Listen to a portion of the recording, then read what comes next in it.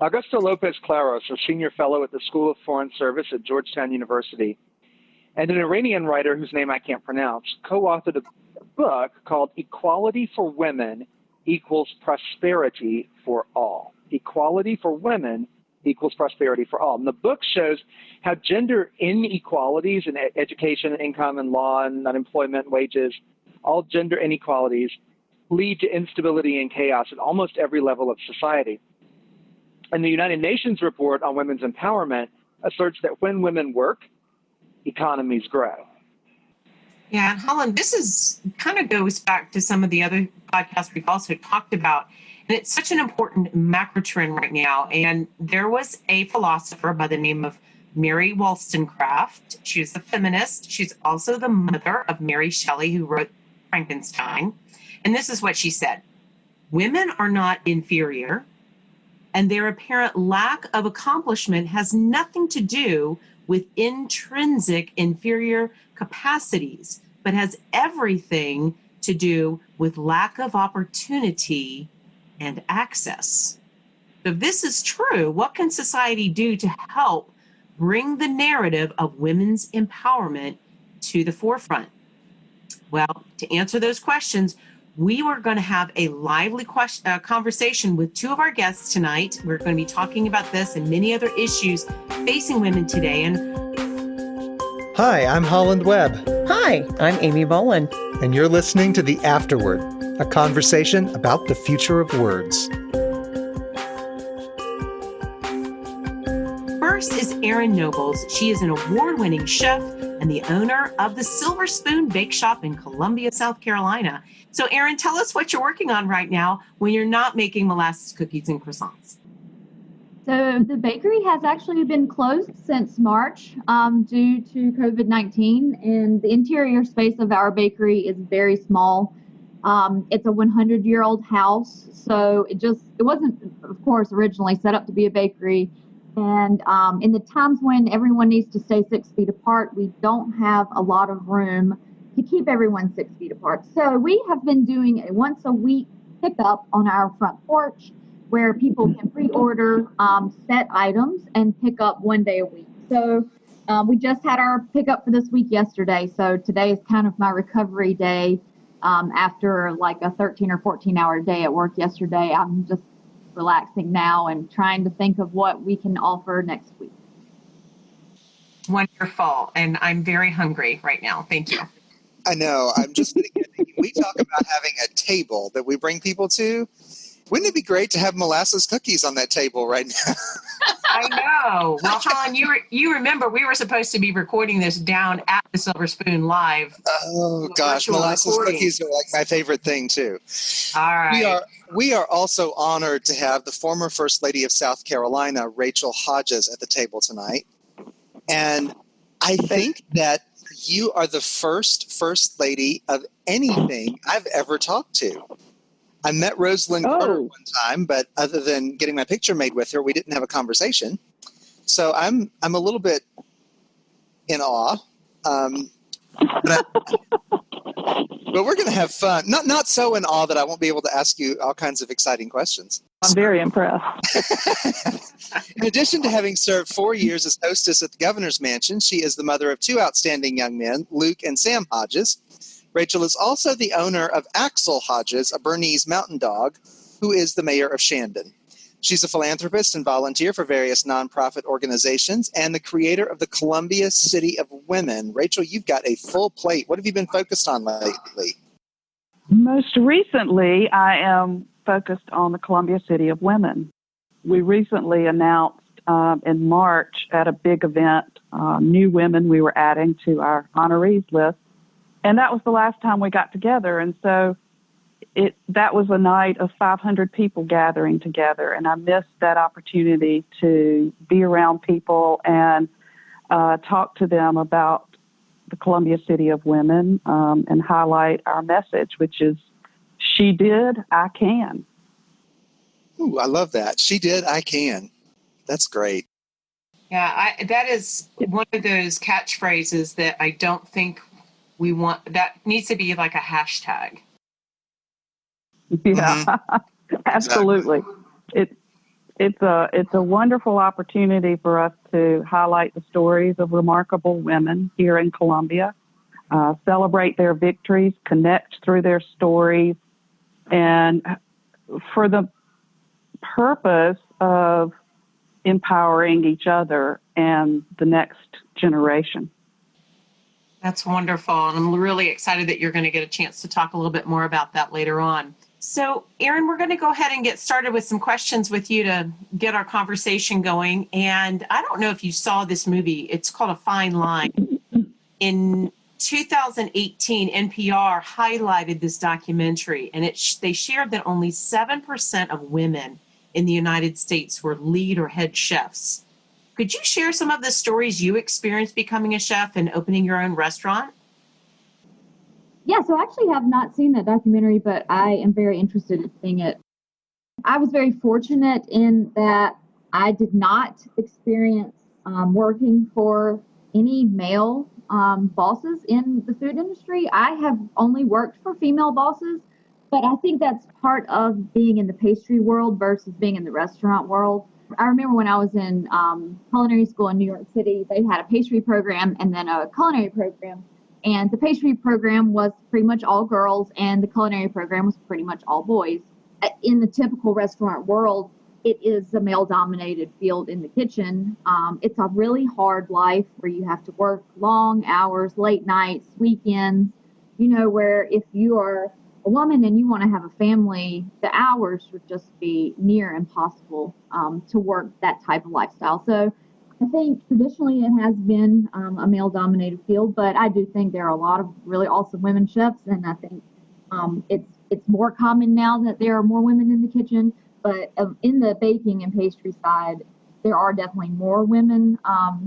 So I feel very fortunate that I have had the opportunity to learn and work under several women as my bosses. That's wonderful. What would you have done differently, or what would you have kept the same in your journey? I think I would have kept it the same. I spent several years working for other people so that I could learn before I jumped into opening my own business. And that's what I tell especially young people all the time who think, oh, I just want to open a bakery. It sounds great, but you really should spend the time and put in the work and learn on someone else's dollar before you jump in and have no clue what you're doing, because it's very expensive. It's a lot of hard work and long hours, especially if you really love it and that's your passion. You're going to be there a lot. So it's good to learn ahead of time that that's really what you're committed to doing. So I would say definitely try it out before you get into it too much. That sounds like good advice. Well, Rachel, I'd like to hear more about the story behind City of Women in Columbia. How did this get started? What is it, and how does it support and empower equality? Well, it began as a gift that my son gave to me 3 years ago, and it was the gift of a map. The map was created by writer Rebecca Solnit and Joshua Jelly Shapiro, and the map was called the City of Women. Can I describe that map to you? Oh, please. The map is a paper map, and it is of Manhattan. And on the map, it has all of the subway lines all throughout the city, with one exception. Every subway stop is named for a woman. Every subway stop is named for a woman in arts and culture or civic engagement, or a woman who was successful in Wall Street or education or health or whatever. It was a woman from whose names were familiar, and some names were women you never heard of. But every subway stop was named for a woman and not for a man. And when I first looked at it, I thought, wow, this is fascinating. And then I became more curious about Rebecca Solnit and her essays and books, and read many of those things. And I began to wonder, why can't we have something like that here in Columbia? Why can't we have our own Columbia City of Women? Because I know there are so many women in history from this city and current day who live here today who have done amazing things to push our society forward and make things better for all of us living here. It goes back to what you were saying before. If women work and if women are given opportunity, if they're given economic opportunity, then a society thrives, families thrive, women thrive, and communities thrive. And so this was an effort to find a way to bring the stories of women in Columbia and let them shine. That's such a great idea. And as you're talking, I'm finding the City of Women and looking at the map right now online. It's wow. Wow, yeah. That's something. So it's amazing, and it's kind of, it really gives you a moment of pause. And so I've worked in nonprofit organizations, and nonprofit organizations are generally run by women. Mm-hmm. So I sought out Robin Waits, who's the executive director of Historic Columbia, and Ann Warner, who's the CEO of Wren, the Women's Rights Empowerment Network. And I gave both of them a copy of this map, the City of Women, and I said, let's find a way to do this for Columbia. You two collaborate. We don't need to create a new nonprofit for this. You have the Historic Columbia element provides research and context to the stories of the women of the past and the present, and Wren provides the vehicle of providing the pillars of what we should be focused on in regards to women: health, education, economic opportunity, safety, civic engagement, and arts and culture. They, by merging these two voices, these two nonprofit voices together, we have a reach into their databases of tens of thousands of people. So when you walk around Columbia, why should we have a map, right? Why does Columbia need a map? And what's the point of this? And when you walk around the city, the capital city, the landscape of our city is designed around recognizing men by name. You have buildings that have businesses on them that are named for men. You have statues everywhere of men. You have streets that are named for revolutionary generals.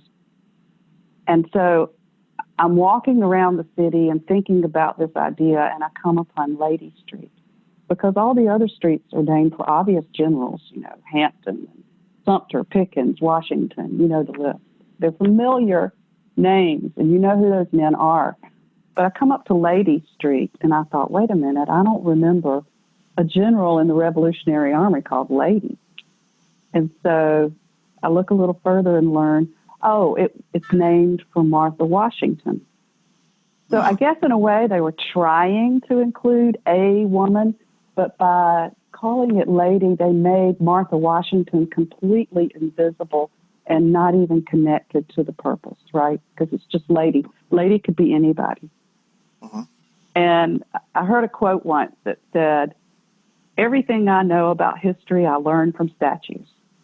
This is why I know that in the past there were maybe 3 women." Yeah. That's terrible. I know, isn't it? So the goal of this Columbia City of Women is to highlight the stories of the remarkable women that we identify. We identify that are here in our capital city. They overcame tremendous odds to improve their lives, and we want to lift their voices and lift their stories to inspire others. That's an incredible initiative. I mean, I had no idea what the City of Women was. I knew that you were involved with it, but I didn't know what it did and was not expecting that at all. Wow. Well, my view is that we can only begin to see equality when we visibly acknowledge the success of women.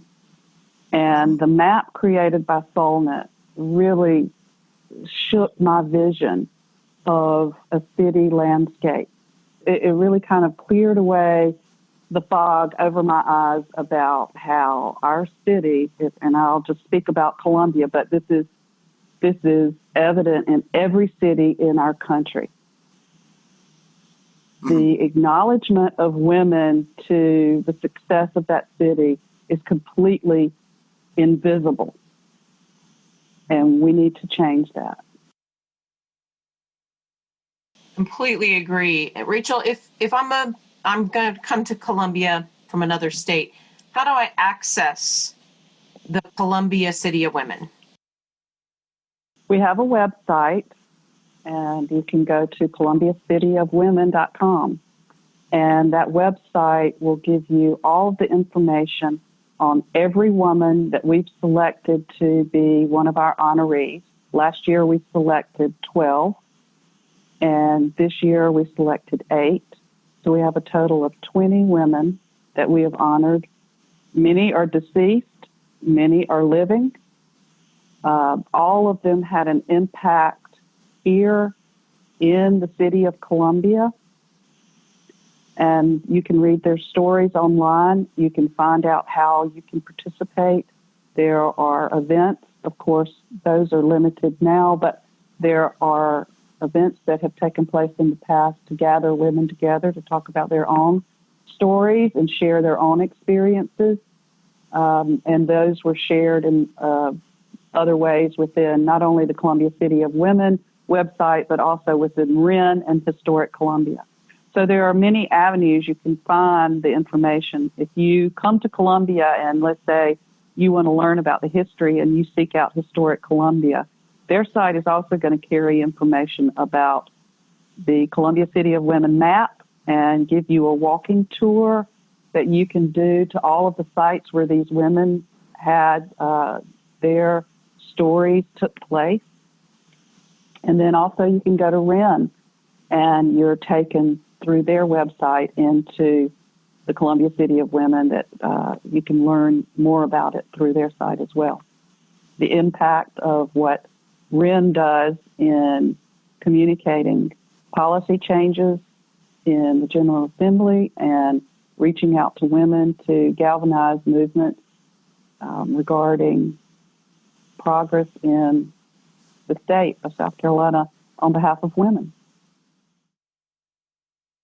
Well, it sounds like a wonderful opportunity, and I know some who actually have walked the trail. Almost makes me think of a little bit of the Red Line Trail in Boston, where you can get some of that history. But I'm just so thankful that this has come to fruition. Are there other capital cities that are taking this on? Do you know of other places in the country that are looking at this type of avenue? I know that there's another city that has organized a group of women, and they are here in South Carolina, and they are talking about creating their own city of women based on this format. As far as other cities in the country, I know other big cities have started at one point. Now today is different. I can't say that this is still taking place, but like Virginia, for example, on their state capitol grounds, they created a monument to women, to the women of Virginia. And that was done and finished and installed just within the last 8 years, or probably less than that. And also in New York, they began to realize that they had not appropriately recognized the many women of New York who had been central to making societal changes there. And they had dedicated $10 million to build statues dedicated to women throughout the city. I'm not certain where that particular project stands today. It definitely sounds like something that I would imagine would be something that other cities might want to take on and tap into your resources as someone who helped to coordinate this, Rachel. It's very exciting. Well, as I told the city council, this is not about tearing down, right? This is about lifting up stories. And as I said to city council, I am not interested in concrete and those more traditional ways of recognizing a singular person, right? Because monuments of the past are recognizing a singular person for a purpose. And I was more interested, as I thought about the City of Women, in trying to raise the voices and stories of many women of many ethnicities who live and work and thrive in our city. And you can't do that with one singular image. Wonderful. It just goes right along with your hashtag, She Did, I Can. Yes. Well, so much is shifting in our culture between COVID-19, racial injustice, Me Too movements, and the stories we tell about society and about women in society are shifting too. And Rachel, you've alluded to that quite eloquently. So what would you say, and Erin, I'll start with you first, what would you say are some ways that women can help empower women as well as other human beings, as we talked about earlier? What do you think are some ways we can elevate and support and empower women, Erin?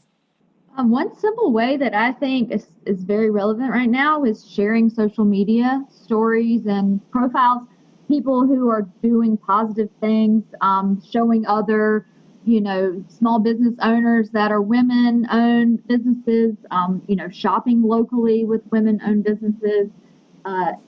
Things are more difficult right now since you can't just go everywhere and do things together. But I think social media is a very powerful tool, and it's been very helpful for my business, and it's connected me to a lot of people that I would have never met in real life, especially other bakery owners in other cities and states.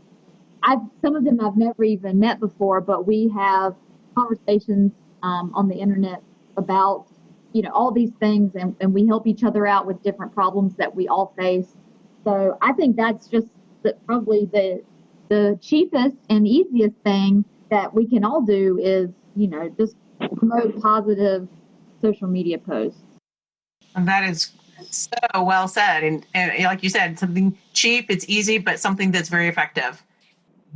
It's very effective. So, who are the women who have empowered you? Who are the women on whose shoulders you stand, if you will?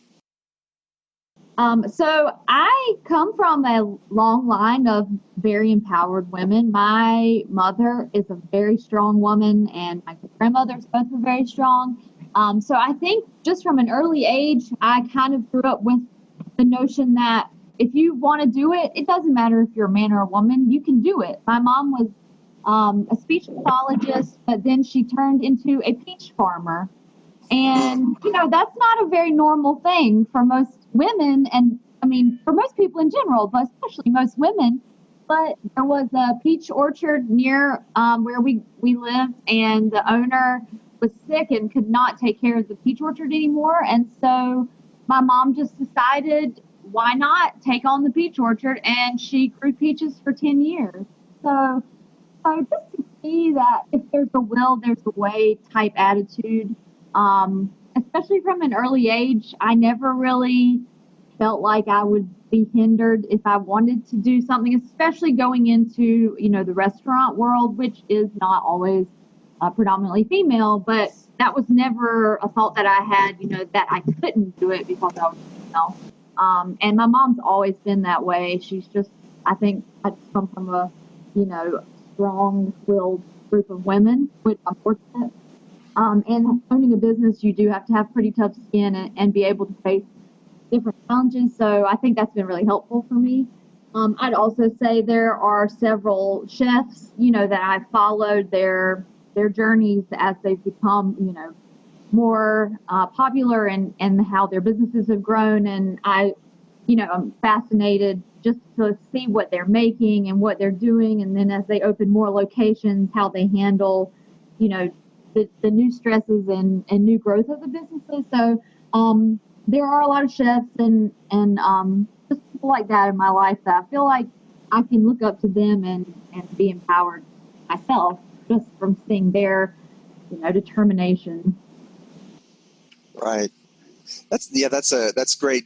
Thinking about both family that can give that kind of personal support and strength, and then professionally to have professional mentors that you can look up to who can say, here's a little bit of direction as you move forward. Right. And also working for other female-owned businesses, that was just the normal thing for me. So it was great to have, people I could relate to, because the place I worked that I experienced the most learning, I guess, was a small bakery in Charleston, and it is very similar to Silver Spoon. So that was a great time for me to just take it all in, and see management styles and dynamics of working, very closely with other people, and how to just, the ins and outs of running a bakery. I feel very connected because the owner was similar age as me that I am now. Like she and I I'm in the same life that she was in when I worked for her. So I feel like that was a really great learning opportunity, because she also had a bakery similar to what I wanted to open. So it was a good way for me just to soak it all in. Mm-hmm. Rachel, do you have a mentor or someone whose story inspires you? Well, these days it's definitely Rebecca Solnit. She's really an inspirational writer, an informative writer on things that are not just women's issues, but issues pertaining to, how we globally interact with each other. And her essays are just wonderful to read. She's really a shero to me for many reasons. Her book, Hope in the Dark, is a title that I thought a book that I went to first. Hope in the Dark was wonderful. And then she wrote Men Explain Things to Me. I just think the way she writes helps me to kind of clearly see the struggles that men and women confront in life, and governments, and how governments from all areas of the globe struggle with different issues that they're confronted with. And, we're all human, and life is difficult sometimes. And right now we're really experiencing difficulty with this pandemic and the numerous chaos that seems to take place each day. I feel comforted in the community that we're in, because I know my baker Erin around the corner, right?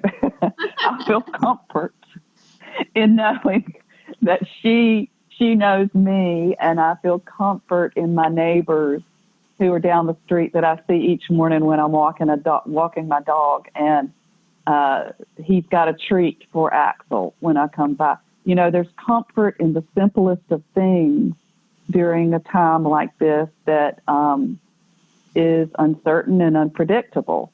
And I admire someone like Erin during these times, because she is a strong woman who created a wonderful business, extremely successful business. And she inspires other women to want to do the same thing. As Columbia City of Women, I want to take a big Columbia City of Women stamp of approval and stick it on our door to just encourage women to support women-owned businesses. I don't know if that's a way that we could identify them or not, but I'd be happy with that. Wow, that's great. That sounds like a new logo sticker that needs to come out.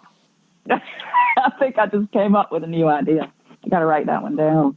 There you go. Erin, I'll try it out on you first. I think that would be a great idea. It could be like a group of, all the women-owned businesses, like a little association together where we could, have meetings, and we all have the same issues, especially right now.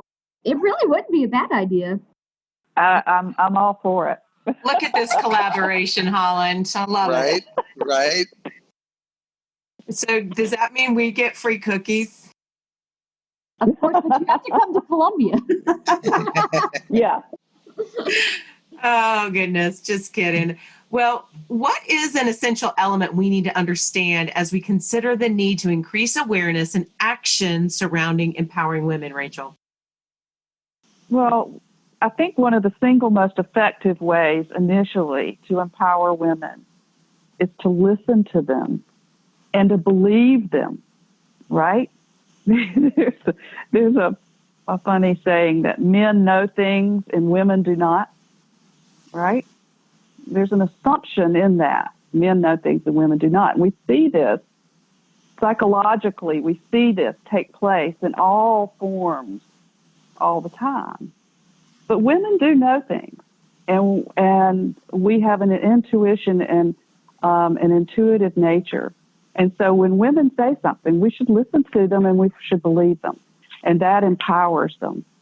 But to increase awareness, one of the members of our steering committee, she had a wonderful, I'm paraphrasing here, she said it'll be an aha moment when people realize the magnitude and the depth of change that has been brought about in Columbia by women, and you have never heard their name. Mm-hmm.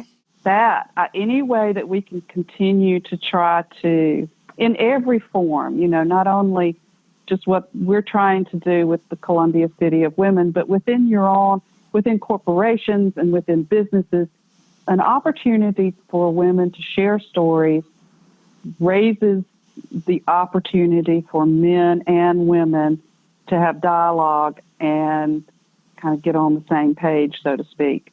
And the only way to do that is to heighten the awareness of the barriers women have overcome with success and how they can continue time and time again to knock down barriers that are put in place for one reason or another.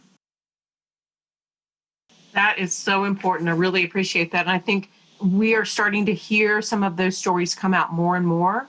I think about the women of NASA and some of the brains behind the stories that we never heard before. So you being able to celebrate that aha moment is so key. I really appreciate that. It's the only way that we can inspire future generations of female leadership. And when we have female leadership at the table in all forms, whether that's in education, healthcare, corporations, when we have women at the table, one thing I know for certain is that it reduces the ego in the room, but it also allows for opportunity, economic opportunity, and success for community. Excellent. How about you, Erin? What do you think is an essential element we need to have? I totally agree with that, and I just think we just need to support. There's room for all of us. We just have to support each other. Everybody has their skills and their knowledge. We just have to support each other. I know I send emails on a daily basis recommending other female-owned bakeries to people when they want an order from me, but since we're currently closed, we're not doing any orders. And I refer them to tons of female-owned bakeries in Columbia because I want those people to get the business. It's not a competition thing. I'm not trying to be, I'm a better bakery. I'm not going to tell you who else to go to. We all have our skills and we all are good at what we do and we do different things. But I am always happy to recommend another place. I want the business to be spent at a woman-owned business, and I want those people to stay in business just as much as I want to stay in business. There's plenty of room for everybody. I just think we have to support each other, even if that seems like that might be someone who is in the same market as you. We can all be friends. That's excellent. There's lots of room at the table. There's room for all of us. Holland, that kind of goes along with what we do here at the Afterword.